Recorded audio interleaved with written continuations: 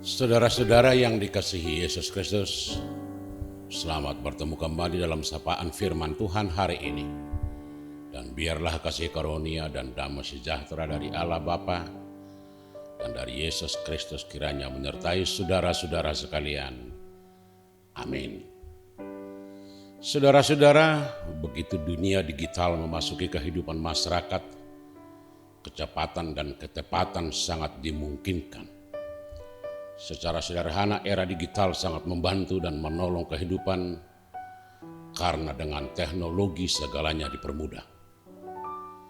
Tetapi di sisi lain teknologi itu banyak membuat masalah dan pergumulan.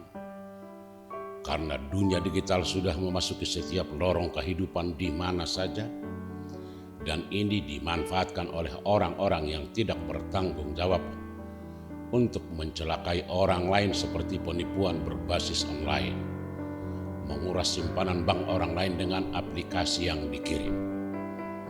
Karena itu betapa banyak masalah dan kerugian akibatnya.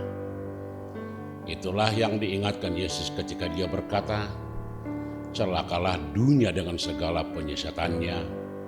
Memang penyesatan harus ada, tetapi celakalah orang yang mengadakannya. Matius 18 ayat yang ke-7.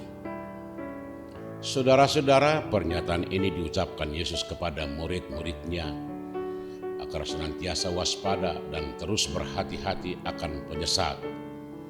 Karena penyesatan bisa datang dalam bentuk apapun, baik melalui ajaran, melalui budaya, atau juga melalui ilmu pengetahuan.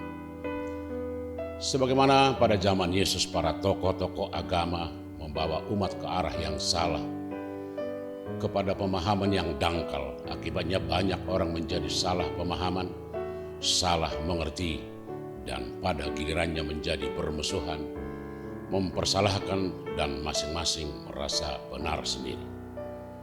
Sumber dari radikalisme selalu berakar dari ajaran yang menyesatkan, dogma yang keliru, dan pengetahuan yang dangkal.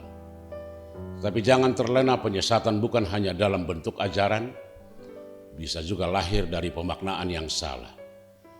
Dunia pernah mengalami goncangan yang hebat ketika COVID melanda dunia. Banyak orang mengeluarkan teori dan ajaran bahwa COVID adalah rekayasa, atau ada orang yang mengatakan bahwa itu semua adalah permainan negara-negara modern. Namun apa yang terjadi? Semua negara hampir kewalahan menghadapinya.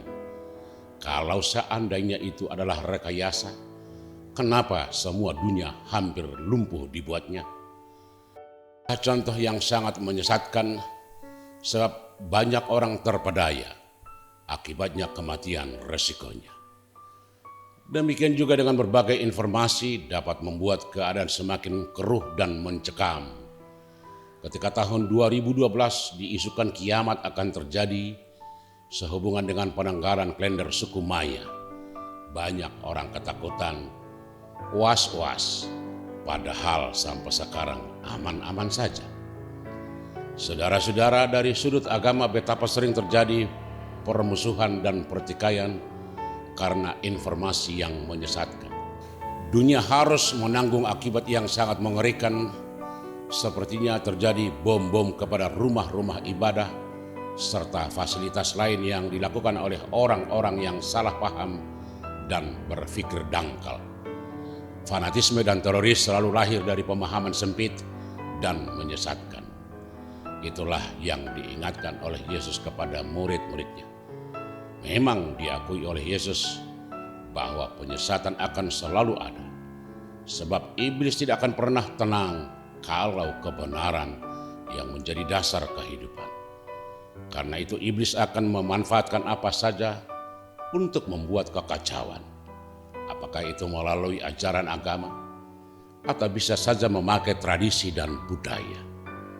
Apalagi di zaman yang begitu cepat berubah ini, teknologi akan menjadi ajang menyesatkan dan menghancurkan.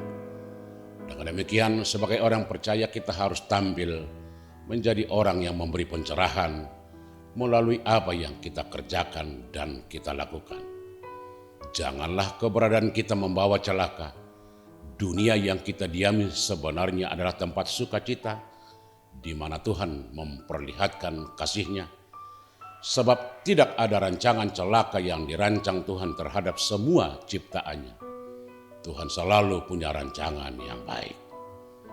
Celakalah orang yang disesatkan, tetapi lebih celakalah orang yang menyesatkan. Berbahagialah orang yang menerima, tetapi lebih berbahagialah orang yang memberi. Tuhan memberkati kita semua. Amin.